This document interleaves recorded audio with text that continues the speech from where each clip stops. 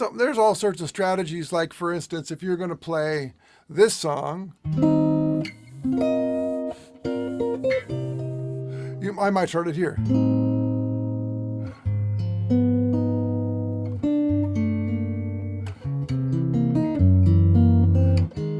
That I wasn't playing the melody there, so you could hear the chords. But you start on what I call sharp 4, half diminished, or sharp 4 minor 7 flat 5.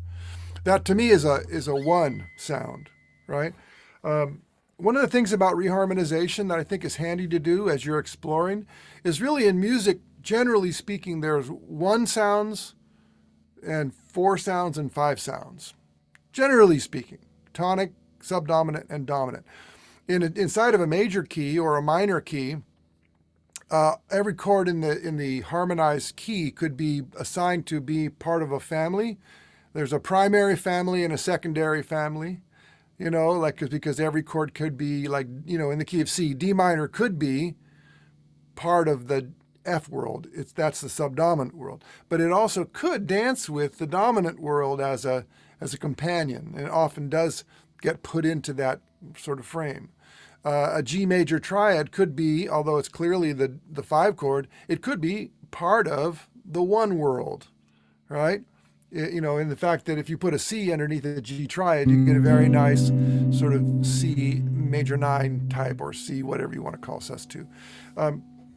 So anyway, every song, in spite of how many times it may change keys or do various things, there's always going to be something like a tonic sound, a subdominant sound, and a dominant sound.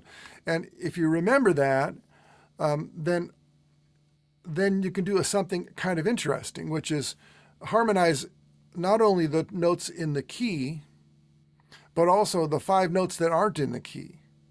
Ted would talk about this thing. I think he invented this word, expanded key. So, for instance, in the key of C, it's easy to talk about in the key of C. I always get a little bit bored with myself when I want to talk about everything in the key of C, but it's easier to keep track of it, and there are not as many funny names. So, we have the 1, the 2, the 3, the 4, the 5, the 6, 7, and 8, or the 1. But then what about flat 2?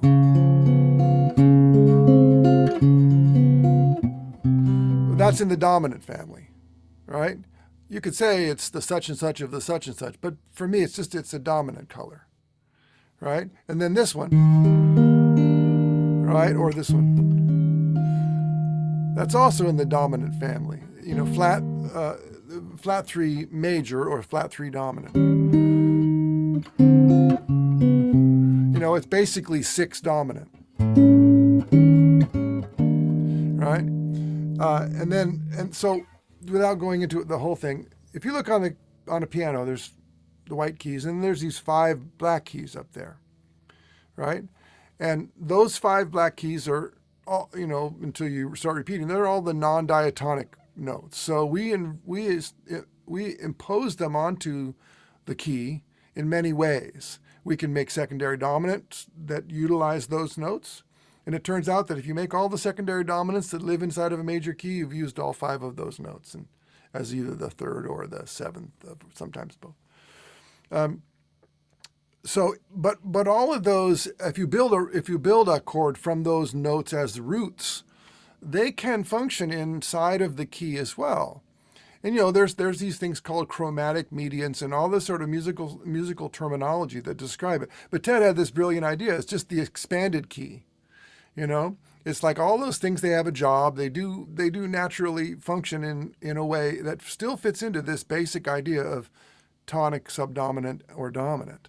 And so it gives you a lot of freedom, particularly if you have, a skill with the inversions and you are aware of what pitches are in those things.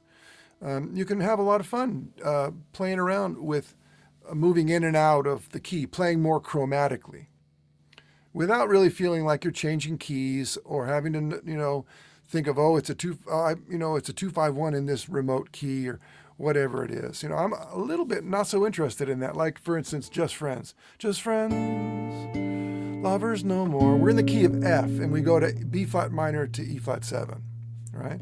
Some people erroneously would say it's a 2-5 of A flat. And I just don't believe that.